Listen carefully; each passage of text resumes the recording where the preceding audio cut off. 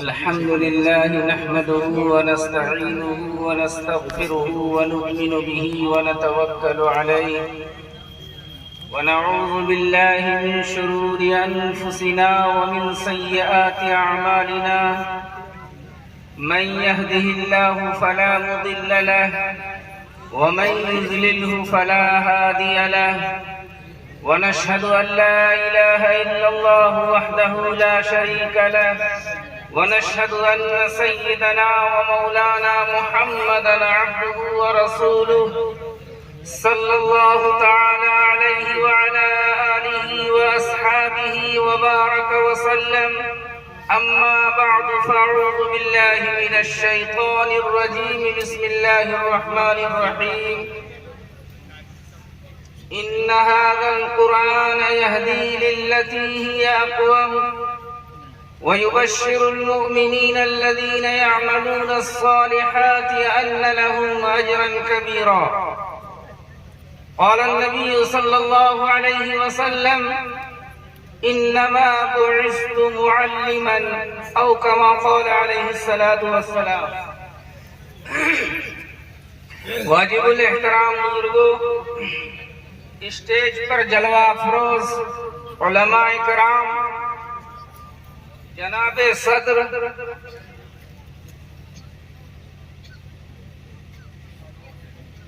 ہم سے آپ سبھی حضرات بخوبی واقف ہیں، اور ہمارا اسی گاؤں سے چونکہ تعلق ہے، اس لیے سننے سنانے کا بارہا موقع ملتا ہے.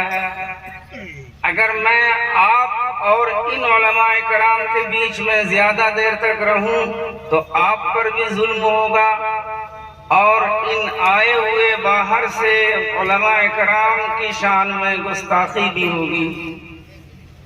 اس لیے دو چار باتیں اس موضوع کے تعلق سے عرض کر کے میں آپ سے جدا ہو جاؤں گا، رخصت ہو جاؤں گا.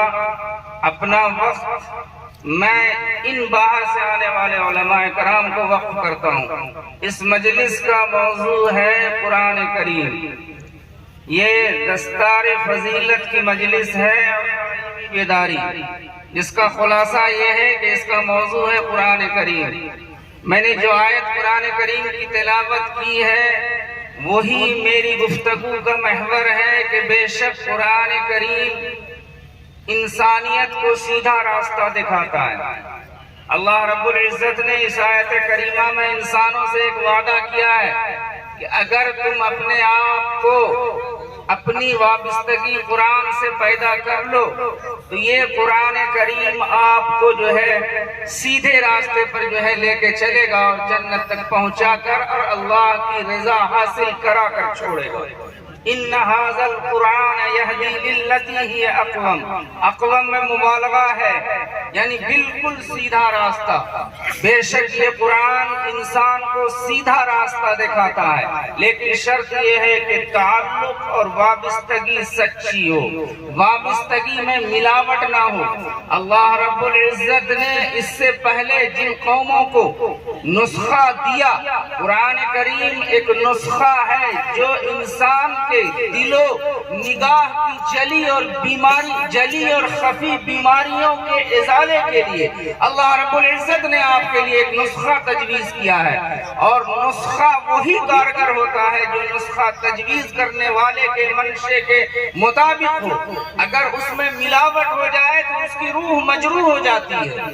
اللہ رب العزت نے اس سے پہلے بھی اور قوموں کے لیے بھی نسخے تجویز کیے، لیکن ان قوموں کے لیے وہ نسخہ اسی وقت تک مفید رہی جب تک اس قوم نے اس نسخے میں ملاوٹ نہیں کی، وحی کی صداقتوں میں نقب زنی نہیں کی. لیکن جب پچھلی قوموں نے وحی کی صداقتوں میں نقب زنی کی اور اس نسخے میں ملاوٹ کیا، اس کی روح مجروح ہو گئی، وہ نسخہ کارگر نہیں رہا۔ شرط یہ ہے کہ تعلق اور وابستگی سچی ہو۔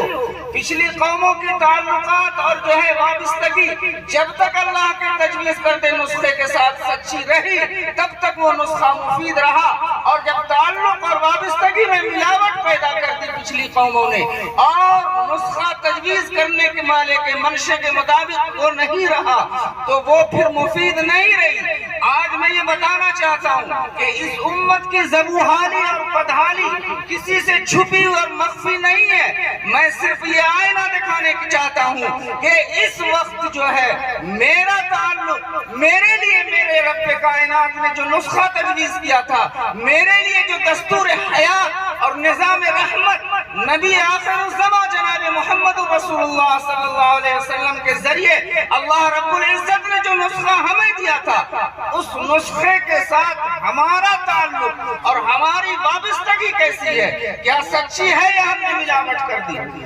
آج ابھی قاری جابر صاحب یہ عرض کر رہے فرما رہے تھے کہ آج سب سے مظلوم کتاب قرآن کریم رہتی، کچھ حد تک میں بھی اتفاق رکھتا ہوں اس بات سے کہ سب سے مظلوم کتاب قرآن کریم رہ گیا۔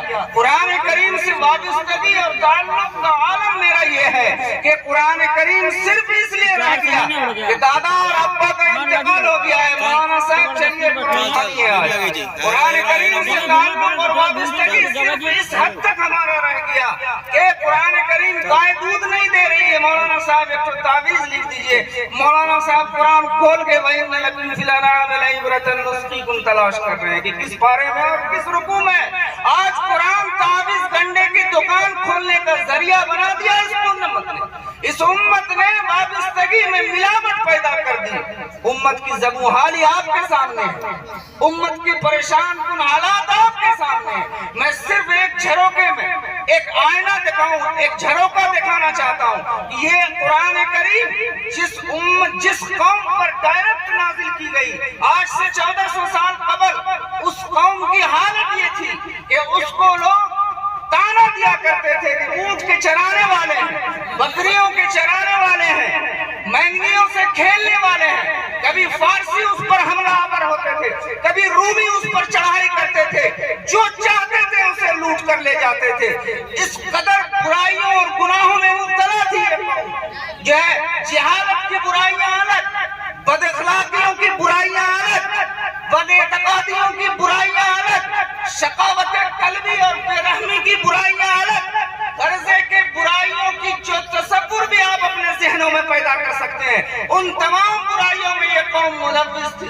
لیکن جب قرآن کریم کا نزول آج سے 1400 سال پر اسی قوم پر ہوا، جہالت کا یہ عالم تھا کہ جتنے انسان نہیں تھے اتنے خدا بنا رکھا تھا ان لوگوں نے۔ انسان لاکھوں میں تھے، خدا کروڑوں میں تھا۔ خانہ کعبہ کے اندر میں 2 بڑے بڑے بت رکھے ہوئے تھے، طواف بھی ہوتا تھا، بتوں کی پوجا بھی ہوا کرتی تھی۔ بد اخلاقیوں کا یہ عالم تھا کہ نکاح کے نام پر زنا کے سارے راستے چوپٹ کھول رکھے تھے ان قوموں نے۔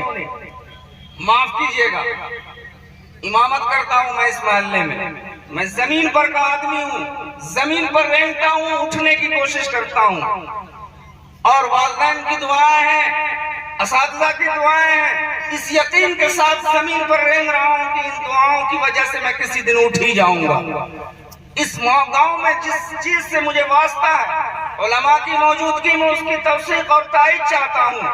آج بھی نکاح کے نام پر زنا کے راستے کھولے جا رہے ہیں، طلاق کے نام پر جو بدعنوانیاں پھیلائی جاتی ہیں ہماری قوم میں اور ہماری قوم کے نوجوان، بہت سے نوجوان تو ایسے بھی مجھ سے ملاقات ہوئی کہ اس کے یہاں طلاق کا مطلب ہی ہے 3 طلاق۔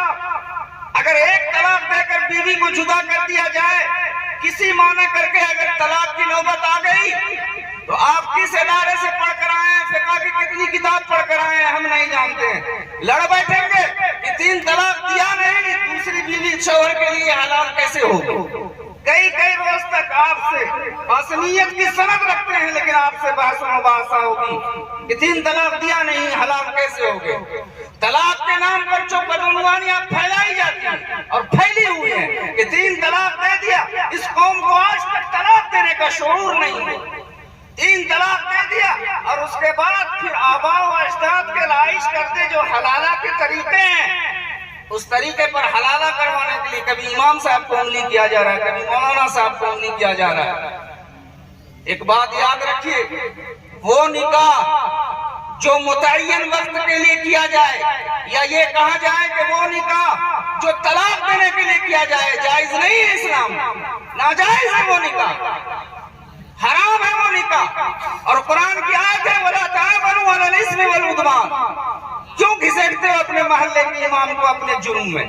کیوں گھسیٹتے ہو اپنے جو ہے اپنے رہنماؤں کو اور اپنے علماؤں کو کیوں گھسیٹتے ہو اپنے جرم میں؟ میرے دوستو، میرے پاس وقت نہیں ہے کہ میں اس کی تفصیل کر سکوں کہ حلالہ کیا ہے، حلالہ ہے بھی کہ نہیں اسلام میں۔ آپ کو ضرورت ہے علماء سے رجوع کریں، اور یہ افسوس رہ جائے گا کہ میں تفصیل نہیں کر سکوں گا، ورنہ میں تائید اور توثیق کے لیے جو ہے اس بات کو منظر عام پر علماء کی موجودگی میں لانا چاہ رہا تھا، لیکن افسوس کے ساتھ کہوں گا کہ وقت نہیں۔ تو میرے دوستو، آج بھی نکاح کے نام پر زنا کے راستے کھولے جائیں، اس وقت بھی جو ہے نکاح کے نام پر سارے راستے زنا کے کھلے ہوئے تھے۔ چنانچہ اس میں یہ طریقہ رائج تھا کہ اگر کسی کا شوہر کالا ہو تو اس کی بیوی کا یہ حق تھا کہ کسی گورے کے پاس جائے اور اپنی خواہشات کی تسکین کرے۔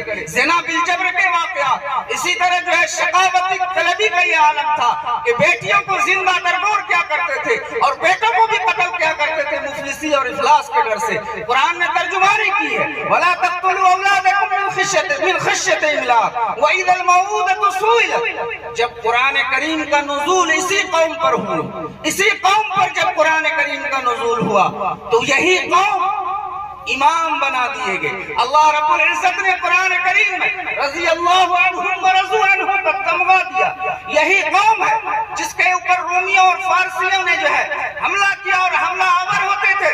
یہی وہ قوم تھی جنہوں نے جو ہے قرآن کی تعلیم سے جب اپنے آپ کو آراستہ کیا تو وہی قیصر اور کسریٰ رومیوں اور فارسیوں کو اللہ رب العزت نے صحابہ کرام رضوان اللہ تعالی علیہم اجمعین کے قدموں میں ڈھیر دیا۔ یہ وہی قوم تھے جن کو جو ہے جن کے قدموں میں جو ہے قیصر اور کسریٰ ڈھیر کر دیے گئے۔ اللہ رب العزت کے کتاب کا جب جو ہے اسی قوم پر نزول ہوا تو یہ قوم بعد الانبیاء حضرت آدم سے لے کر قیامت تک بعد الانبیاء تمام انسانوں میں سب سے افضل کہلائے، تمام انسانوں میں سب سے افضل کہلائے۔ میرے دوستو، سن 610 کا زمانہ پوری دنیا انسانیت پر تاریکیوں کا بادل چھایا ہوا، انسان ظلمت و گمراہی کا شکار ہے، خاص کر مکہ مکرمہ اور مضافات مکہ کا علاقہ کفر و شرک کا آماج گاہ بنا ہوا ہے۔ عورتیں، بچے، یتیم، غلام، پست قبائل کے افراد مہاجروں کے ظلم و بربریت سے کرا رہے تھے۔ فاران کی چوٹیوں سے آفتاب نبوت طلوع ہوتا ہے، اللہ کی رحمت کو جوش آتا ہے، اللہ اپنے آخری پیغمبر کو رحمت للعالمین بنا کر بھیجتے ہیں۔ اللہ کے رسول جناب محمد رسول اللہ صلی اللہ علیہ وسلم اس دنیا میں تشریف لاتے ہیں اور اس نظام رحمت کو جس کو ہم قرآن کریم کہتے ہیں دنیا کے سامنے پیش کیا۔ دنیا نے دل کی نگاہوں سے اور دماغ کی آنکھوں سے جو ہے اس نظام رحمت کو بغور دیکھا اور جائزہ لیا، ان کو اپنے مسائل کا حل نظر آیا اس قانون میں، اس نظام رحمت میں۔ انہوں نے اپنے آپ کو جناب محمد رسول اللہ صلی اللہ علیہ وسلم کی رہنمائی میں قرآنی تعلیمات کے پر جو ہے اللہ کی مرضی کے حوالے کر دیا اپنے آپ کو۔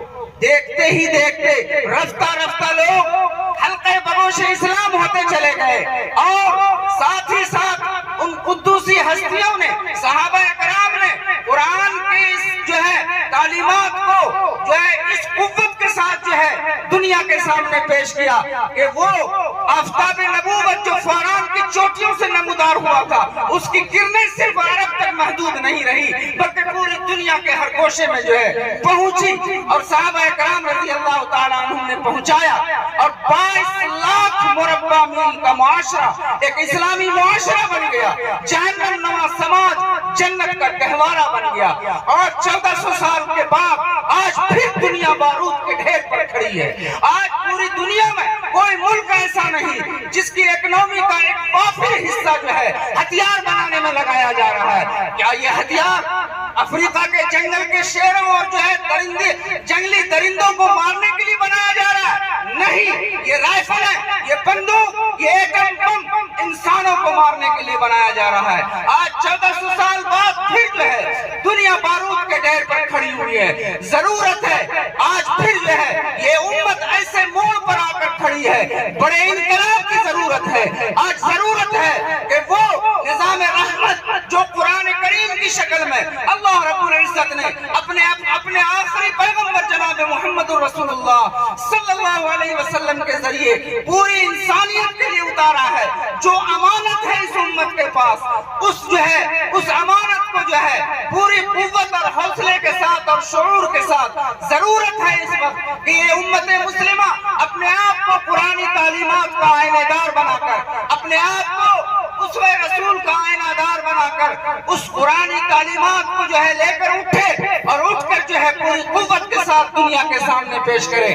آج پوری دنیا امن کو تلاش کر رہی ہے، اور امن اگر ہے کہیں تو وہ قرآن کریم کے اصول رحمت اور نظام رحمت میں ہے، اور جناب محمد رسول اللہ صلی اللہ علیہ وسلم کے سیرت اقدس میں ہے۔ میرے دوستو، ابھی ہمارے قاری جابر صاحب فرما رہے تھے کہ قرآن مظلوم ہے۔ میں ایک بات کہہ کے اب صرف اپنی بات ختم کرنا چاہتا ہوں کہ قرآن 1400 سال کے بعد بھی آج تک ہم نے اس کے الفاظ درست نہیں کر سکے، آج تک ہم نے اس کے الفاظ درست نہیں کیے، جبکہ صرف الفاظ ہی کے نام قرآن نہیں ہے، الفاظ کے تہ میں چھپے ہوئے معنی ہیں، یہ سب منزل من اللہ ہے۔ ثم ان علینا بیان بھی قرآن کا وہ منزل من اللہ ہے جو حدیث کی شکل میں ہے۔ آج تک ہم قرآن کے الفاظ کو صحیح نہیں کر سکے۔ قرآن جبکہ صرف الفاظ کا نام نہیں، قرآن نہ قرآن خوانی کے لیے نازل کیا گیا ہے، نہ قرآن اس لیے نازل کیا گیا ہے کہ اس کے الفاظ اور معانی کی سمجھ بوجھ پیدا کر لیں۔ بے شک ایک حافظ قرآن کا درجہ یہ ہے کہ اس سے کہا جائے گا رتل ورتقا۔ بے شک حفظ قرآن اور قرآن کی یہ برکت ہے کہ اللہ رب العزت کل اس حافظ قرآن کے والدین کو ایسا تاج پہنائے گا جس کی چمک کے سامنے سورج کی روشنی پھیکی ہوگی۔ بے شک ایک حافظ قرآن کی یہ فضیلت ہے کہ وہ جو ہے کل سفارشی بن کر اللہ کے سامنے کھڑا ہوگا، اور جس کا جی چاہے گا، جس کے بارے میں چاہے گا، جس کے بارے میں اللہ کی مرضی ہوگی، اپنے والدین، اپنے رشتہ دار، اپنے کنبے کے لوگوں کے لیے سفارش کرے گا، اور اللہ اس کی سفارش کو قبول بھی کریں گے۔ یہ ساری باتیں صحیح، لیکن قرآن کے نزول کا مقصد صرف الفاظ اور معنی کی سمجھ بوجھ نہیں ہے، بلکہ الفاظ اور اس کے تہ میں چھپے ہوئے معنی، اور اس معنی کے تہ میں چھپے ہوئے حقائق، اور اس حقائق کے تہ میں چھپے ہوئے معارف اور کیفیات جو انسان کے قلوب پر طاری ہوتے ہیں۔ یعنی قرآن کے نزول کا مقصد جہاں الفاظ کو سنوارنا ہے، وہیں معنی کے سمجھ بوجھ کو بھی پیدا کرنا ہے، وہیں جو ہے اس کی حقائق کو پوری دنیا کے سامنے جو ہے لانا بھی یہ اس امت کا فریضہ اور خاص کر علماء طبقے کا فریضہ ہے۔ اس کی حقائق کو پوری دنیا کے سامنے، کیوں؟ قرآن جو نظام رحمت اور اصول رحمت ہے، یہ امانت ہے آپ کے پاس، یہ پوری دنیا کے لیے نازل کی گئی ہے، اور اس کو پہنچانا آپ کی ذمہ داری ہے، خاص کر علماء کرام کی ذمہ داری ہے۔ لیکن آج تک ہم اس کا الفاظ درست نہ کر سکے، اس کے معنی کی سمجھ بوجھ رکھنے والے کتنے لوگ ہیں۔ آج قاری جابر جیسے لوگ مہاراشٹر یہاں سے جو ہے کتنے کلومیٹر دور وہ وہاں جا کر خدمت انجام دے رہے ہیں۔ میری بدقسمتی اس سے اور زیادہ کیا ہوگی کہ ہمارا علاقہ اس قدر پسماندہ ہے کہ ہم نے اس کے لیے یہاں زمین ہموار نہیں کیا، اس کو وہاں جانا پڑا۔ میں اس کے آگے اور تفصیل نہیں کروں گا، لوگوں کو تکلیف ہوگی کہ ہم آج تک اس کے الفاظ درست نہ کر سکے، جبکہ اس کے معنی، اس کے الفاظ اور اس کے تہ میں جو حقائق ہے اس کو پوری دنیا کے سامنے پیش کرنا میری ذمہ داری ہے، اور اس کے تہ میں جو معارف ہیں اور کیفیات ہیں جو قلوب اور اذہان پر جو ہے طاری ہوتے ہیں۔